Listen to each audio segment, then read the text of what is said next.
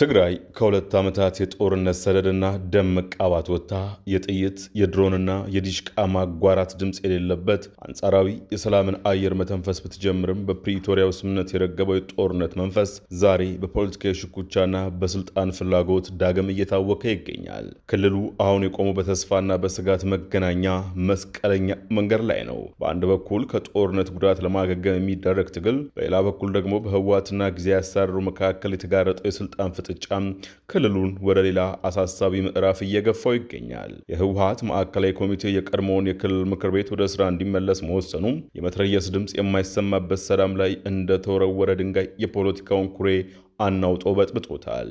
ይህ ውሳኔ ፖለቲካዊ ማዕበልም ቀስቅሷል። ህወሓት በጠቅላይ ሚኒስትር አብይ አህመድ በአንድ ዓመት ስልጣን ዘመናቸው የተራዘመላቸው ሌተናንት ጄኔራል ታደሰ ወረደ ስልጣኑን ያስረክቡ ሲል፣ ጄኔራሉ ደግሞ እሱ አይታሰብም የሚል አቋም ላይ ናቸው።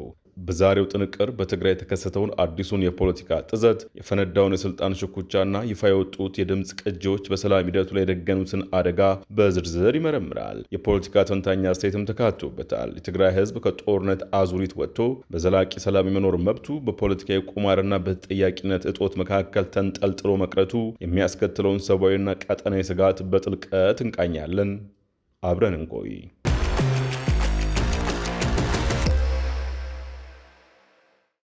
ከሁለት ዓመታት ደም አፋሳሽ ጦርነት በኋላ አንጻራዊ ሰላም አግኝታ የነበረችው ትግራይ አሁን ላይ ዳግም ወደ ሌላ የፖለቲካ ቀውስ ውስጥ እየገባች ነው። የዚህ አዲስ ውጥረት መንስኤ ደግሞ የህወሓት ማዕከላዊ ኮሚቴ በአክሱም ባደረገው ስብሰባ በ2012 ዓ.ም መጨረሻ የተካሄደውና በፌዴራል መንግስቱ ዘንድ ህገወጥ ተብሎ የተፈረጀው ለጦርነት መነሻ የነበረው ምርጫ መሰረት ማድረግ የቀድሞ የክልል ምክር ቤት ወደ ስራ እንዲመለስ መወሰኑ ነው። ይህ ውሳኔ በክልል ውስጥ በጊዜያዊ አስተዳደሩና በፓርቲው መካከል ያለውን ከፍተኛ መከፋፈል ይፋ ከማውጣቱም በላይ የፕሪቶሪያውን ስምምነት አደጋ ላይ የሚጥል እርምጃ ተደርጎ ተወስዷል። ይህ የህወሓት ድንገተኛ ውሳኔ በስተጀርባ በርካታ ምክንያቶች እንዳሉ ቢነገርም ሁለቱ ግን መሰረታዊ ምክንያቶች መሆናቸው ይነገራል። አንደኛው በደብረ ጽዮን ገብረ ሚካኤል የሚመራው የፓርቲው ክንፍ በሌተናንት ጄኔራል ታደሰ ወረደ የሚመራውንና ከፌዴራል መንግስቱ ጋር የጠበቀ ግንኙነት መፍጠር ጀምሯል የሚባለው ጊዜያዊ አስተዳደር በቁጥጥር ስር ለማድረግ መፈለጉ ነው።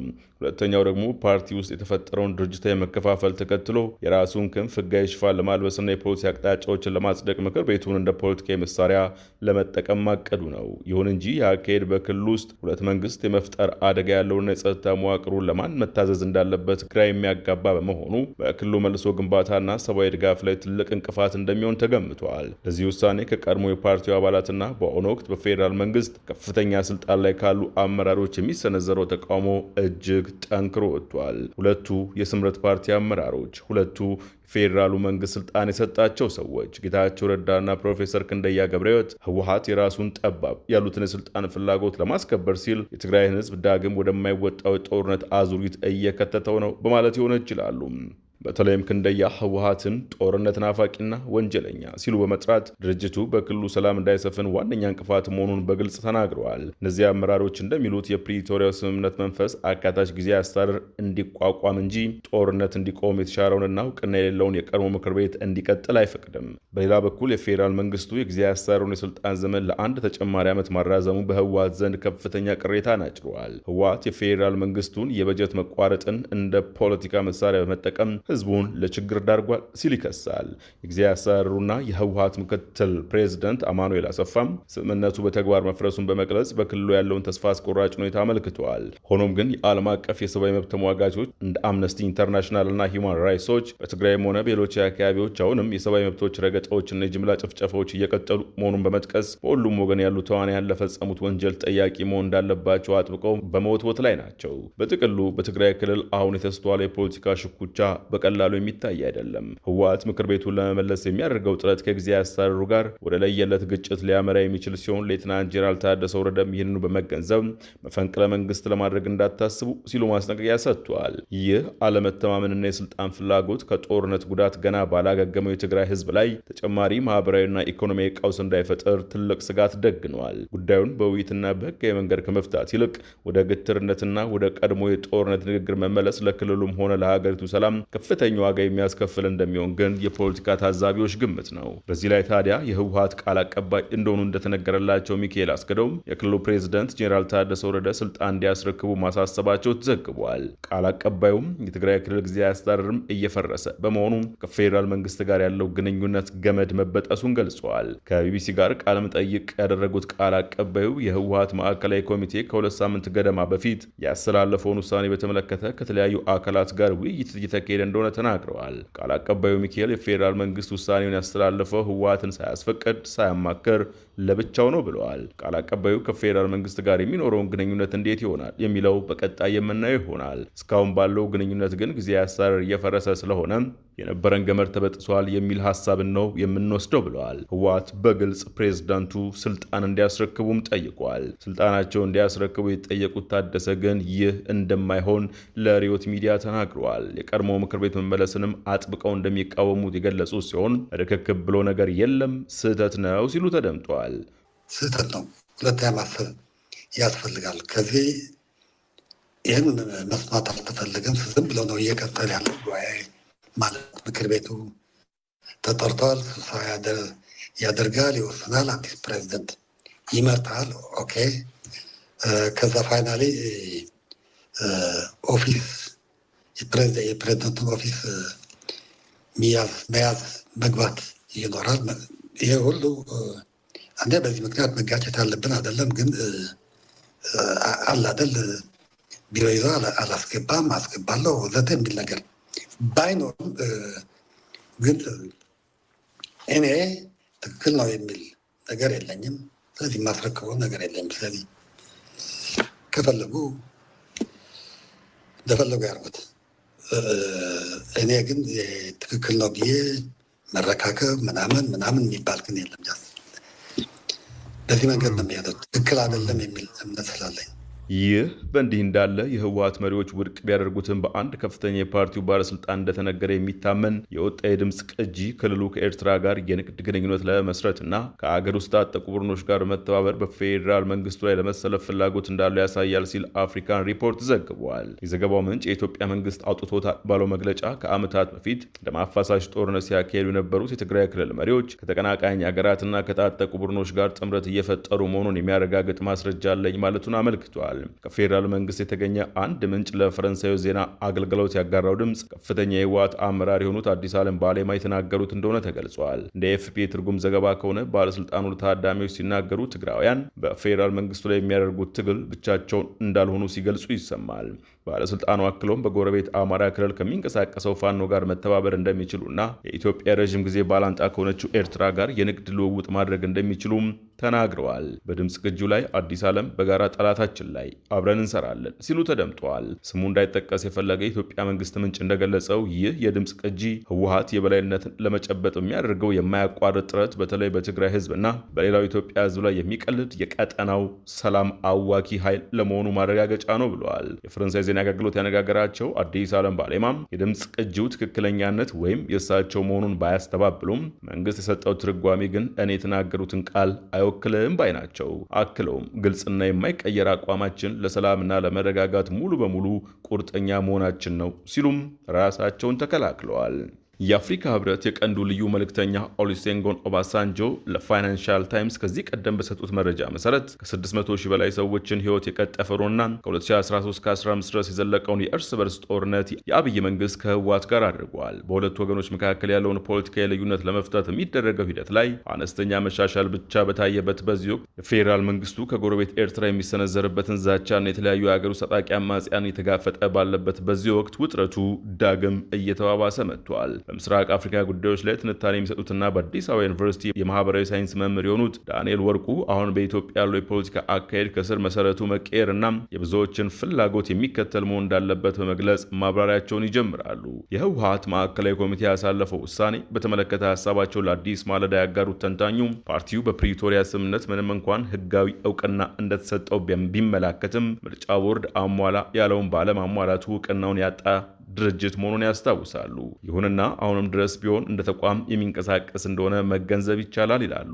ከሌሎች ጋር እሰራለሁ ማለቱ ለእኔ አዲስ አይደለም የሚሉት ተንታኙ ማዕከላዊ መንግስት ግን እንዲህ አይነት ውሳኔዎች የሚተላለፉበት ወቅት ጥበብ በተሞላበት መንገድ ምላሽ መስጠት ያስፈልጋል ባይ ናቸው። ምክንያታቸውን ሲያስቀምጡም የህወሓት ታሪክ በሚታይበት ሰዓት ታሪካዊ አመጣጡ በመመልከት ከተለያዩ ሀገራት ጋር መስራቱ አዲስ ነገር አይደለም። ምንም እንኳን እንደ ፓርቲ እውቅና የሌለው ድርጅት ቢሆንም የሚያወጣቸውና የሚያሳልፋቸው ውሳኔዎች ግን በጥንቃቄ ማየት እንደሚያስፈልግ አስረድተዋል። የፕሪቶሪያውን ስምምነት በተመለከተ ተጥሷል ማለት እንችላለን የሚሉት ተንታኙም ማንጣሰ እንዴት ጣሰ የሚለው ላ ጥያቄ ይሆናል በማለት ታጣቂዎች ወደ ተሃድሶ ማዕከል በተገቢው መንገድ አለመካተታቸውን ግን ጠቅሰዋል። ህወሓት በምርጫ ቦርድ ከመሰረዙ አንጻር ሲታይ ያን ያህል ህጋዊ የሆነ መሬት የረገጠ የለውም። ነገር ግን ከፕሪቶሪያ ስምምነት አኳያ ከታየ ህወሓትን እንደ አንድ እውቅና የሰጠበት ሁኔታ አለ። በዚያም ስምምነት መሰረት የጊዜያዊ አስተዳደሩን አጠቃላይ ይሁን እንደ አጠቃላይ ክልሉ ላይ ያለውን አሰራር በጋራ ተነጋግረው እንዲመሰርቱ ስምምነቱ በግልጽ እንዳስቀመጠ አንስተው አሁን ግን እየተሰሙ ያሉ ጉዳዮች ያንን ጥሰው የሚገኙ ናቸው ሲሉ ተንታኙ ተናግረዋል።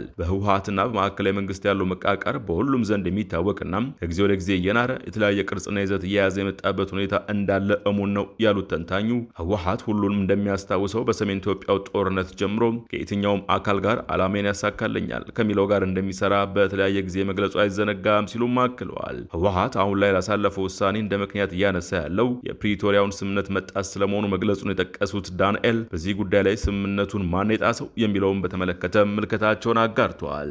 አንድም ሆነ በተለያየ መልኩ ተጥሷል ልንል እንችላለን። ግን ማን የጣሰው እንዴት የጣሰው ስንል ደግሞ ሌላ ብዙ ነገሮችን አንስተን ልናወራ እንችላለን። ግን እዚህ ጋር ማን ነው እንዴት የጣሰው የሚለው ደግሞ አከራካሪ አነጋጋሪ ሊሆን ይችላል። አንዱ ለምሳሌ ከፕሪቶሪያው ስምምነት አንደኛው ዲዲአር ነው። ይሄ ትጥቅ መሳሪያ የተነጠቁ ኃይሎችን ትጥቅ ማስፈታት፣ ይሄ ሰላማዊ ኑሮ አጠቃላይ ወደ ሰላም አካባቢውን ቀጠናው የሚመልስበት ነው በግልጽ የሚያስቀምጠው እና ከዚህ አኳያ ይሄ ሰክሰስፉሊ አልተከናወነም። ማን ያልከውነው ይሄ ሌላ ኢንቨስቲጌሽን በተጋጋመ ፈርስ በደንብ ማጥናት ይጠይቃል። ግን አንደኛው ያልተከናወነበት ምክንያት ይሄ ነው። ይሄ ዲዲአሩ ሰክሰስፉሊ አልተከናወነም። አሁንም ክልሉ ላይ ሰላምና ደህንነት የተረጋጋ የሰከነ ማህበራዊ፣ ኢኮኖሚያዊ፣ ፖለቲካዊ ህይወት ህዝቡ እየኖረ አይደለም እና ከዚህ እና ከነዚህ አኳያ ስናየው ሰክሰስፉሊ እንዳልተከናወነ ያሳየናል ማለት ነው። ያም ሆነ ግን በተወሰነ መልኩ ደግሞ የፕሪቶሪያው ደግሞ ስምምነት ደግሞ ያመጣው ነገር አለ። ጀስት ቢያንስ እንኳን የሰዎች መሞትን ይሄ ጦርነቱን ማስቆም ችሏል። ይሄ ቴንሽኑ ውጥረቱ ማስቆም ባይችል ማለት ነው።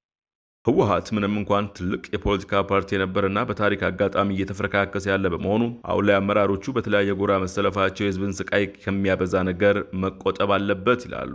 በኢትዮጵያ የፖለቲካ ሂደት አሁን ላይ ጎልቶ የሚታየው የግለሰብ ወይም የቡድን ጥቅም የማስከበር ሂደት ስለሆነ ዜጎች በተለያየ ቦታ ህመም እንዲሰማቸው የሚያደርጉት በዝተዋል ሲሉም ይወቅሳሉ። አሁን ላይ ስምረት ፓርቲ አመራሮች በግላቸውም ሆነ በጥቅል ፓርቲያቸው የማዕከላዊ ኮሚቴውን ሀሳብና ውሳኔ ውድቅ ማድረጋቸውን በማንሳት ያለፉበትን ላለመድገም ከፍተኛ ጥንቃቄ መደረግ አለበት ይላሉ። የሰሜን ኢትዮጵያው ጦርነት በሰብአዊ ኢኮኖሚያዊና ማህበራዊ ጉዳዮች ላይ ያደረሰው ውድመት ቀላል የሚባል እንዳይደለ ያስታወሱት ተንታኙ ለዛም ተጠያቂዎቹ ደግሞ ተሳታፊዎቹ ማለትም ማዕከላዊ መንግስትን የተቋጠረው ገዢው ፓርቲ ተገንጥሎ ራሱን ችሎ የወጣው ስምረት እንዲሁም የተሰረዘው ህወሓት በመወቃቀስ የህዝብን ስቃይ ከማራዝ በመቆጠብ በመተራረምና በመመካከር መሄድ እንዳለባቸው መጥቀስ ምክረ ሀሳብ ያሉትን ሰንዝረዋል። ተንታኙ መጠየቅ ካለባቸውም ማን ናቸው ከተባለም ሶስቱም አካላት እንደሆነ አስረድተዋል። ያው እንግዲህ ቲፒኤልኤፍ ሁላችንም እንደምናውቀው ጥብቅ ዲሲፕሊን ያለው ፓርቲ ነው። ረዥም ታሪክ ያለው ከኤንዲሲ ይሄ ከደቡብ አፍሪካ በአፍሪካ ግዙፍ ከሚባሉ የፖለቲካ ፓርቲዎች በተለይ በዲሲፕሊን በጥብቅ ዲሲፕሊን በፓርቲ ዲሲፕሊን ማለት ነው የሚታወቅ ነው። ግን ሁላችንም እንደምናውቀው ይሄ ከዚህ ፓርቲ ዲሲፕሊን ወጥቶ ፓርቲ መፈረጋከስ ገጥሞታል። እንግዲህ ይሄ የሰሜኑ ጦርነት እያልን የምንጠራው ብዙ ጉዳት ያደረሰ ጦርነት ነው። በዚህ ጉዳት ደግሞ ቅድም ያልካቸው አካላትም አብረው ነበሩ፣ አብረው ተዋናይ ነበሩ።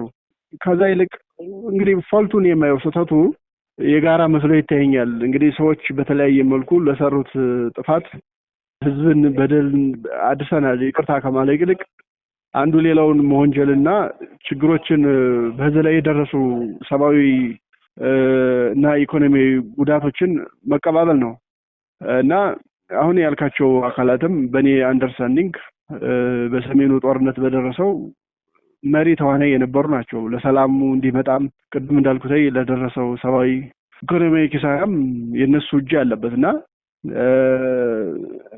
ግን በአንድም ሆነ በሌላ መልኩ እኒህ ሰዎች በታሪክ አጋጣሚ መፈረካከስ ይገጥሟቸዋል።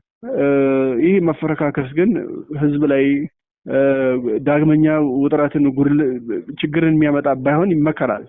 ይሄ እነዚህ ራሳቸውን ገጥለው ስምረት ያሉትም የፌዴራሉ መንግስትም ቅድም ባልኩት አግባብ በጥበብ በተሞላበት መልኩ በተለይ በህዝብ ላይ ጉዳት ሳይደርስ ጦርነት ሳይከሰት ቲፒኤልኤፍን ከህብረተሰቡ ወይም ደግሞ ከተራው ህዝብ ነጥሎ ማየትና ከህዝቡ ጫንቃ የሚወርድበትን የተለጠፈበትን ሰንሰለቶችን ትዕግስት በተሞላበት መልኩ መቁረጥ እና መለየት የሚያስፈልግ መስሎ ይሰማኛል። በጥቅሉ አሁን በትግራይ እየተስተዋለ ያለው ፖለቲካዊ ቀውስ ክልሉ ከገባበት የጦርነት አዙሪት ወጥቶ ወደ ጤናማ ሁኔታ ለመመለስ በሚያደርገው ረዥም ጉዞ ላይ ትልቅ የጥያቄ ምልክት ደግኗል። በፕሪቶሪያው ስምምነት መሰረት የተቋቋመው ጊዜያዊ አስተዳደርና የቀድሞ ምክር ቤት ለመመለስ የቆረጠው የህወሓት ማዕከላዊ ኮሚቴ ፍጥጫም ክልሉን በሁለት አስተዳደራዊ ዋልታዎች መካከል እየወዘወዘው ይገኛል። ይህ መከፋፈል በውስጣዊ ሽኩቻ ብቻ የሚገታ ሳይሆን ይፋ እንደወጡት የድምፅ ቅጂዎች መረጃ ከሆነ የቀጣናውን የኃይል ሚዛን ሊያዛቡ የሚችሉ አዳዲስ አጋርነቶችን ፍለጋ እስከ ጎረቤት ሀገር ኤርትራና እስከ ሀገር ውስጥ የታጠቁ አማጽያን ድረስ የሚዘረጋ መሆኑን መረዳት ተችሏል። የፖለቲካ ተንታኙ እንደሚያስገነዝቡት የኢትዮጵያ ፖለቲካ ከቡድንና ከግለሰብ ጥቅምና የበላይነት ፍላጎት ወጥቶ ብዙሃኑ ዜጎች ሰላምና ደህንነት ማዕከል ወዳደረገ አቅጣጫ መዞር ይኖርበታል። በመጨረሻም በትግራይ ሰማይ ስር እየተሰሙ ያሉ የድጋፍና የተቃውሞ ድምጾች እንዲሁም በፓርቲውና በጊዜያዊ አስተዳደሩ መካከል ያለው መቃቃር ዋነኛ ሰለባ የሚሆነው አሁንም ያው የትግራይና የተቀረው ኢትዮጵያ ህዝብ ነው። ሰሜን ኢትዮጵያ ያደቀቀው ጦርነት ያስከተለው ሰብአዊና ኢኮኖሚያዊ ውድመት ተጠያቂዎቹ በየፈርጃቸው የሚገኙት ሶስቱም አካላት ፌዴራሉ መንግስት፣ ህወሓትና ከሱ ተገንጥሎ የወጣው ስምረት እንደሆኑ ተንታኙ ያምናሉ። ስለሆነም እነዚህ ወገኖች ከመወቃቀስና ህዝብ ለዳግም ስቃይ ከመዳረግ ይልቅ በመመካከርና በመተራረም የሰላሙን መንገድ ማጽናት ይኖርባቸዋል። ሰባተኛው ጠቅላላ ምርጫ እየቀረበ ባለበትና በተለያዩ የሀገሪቱ ክፍሎች ግጭቶች ባልበረዱበት በዚህ ወቅት በትግራይ የሚወሰዱ እርምጃዎች ሁሉ በጥንቃቄና በህግ አግባብ ካልተመሩ ነገ የሚመጣው ውድቀት እንጂ ድል ላይሆን ይችላል። የሰላም ዋጋው ውድ ነው። ጥበቃው ደግሞ ከሁሉም ወገን ከፍተኛ የፖለቲካ ስክነትንና ቅንነትን እንደሚጠይቅ አጽንኦት ተሰጥቶበታል። ዛሬው ጥንቅር በዚሁ ተጠናቀቀ። አዲስ ማለዳን ሰብስክራይብ ማድረግ አይዘንጉ። ጤና ይስጥልን።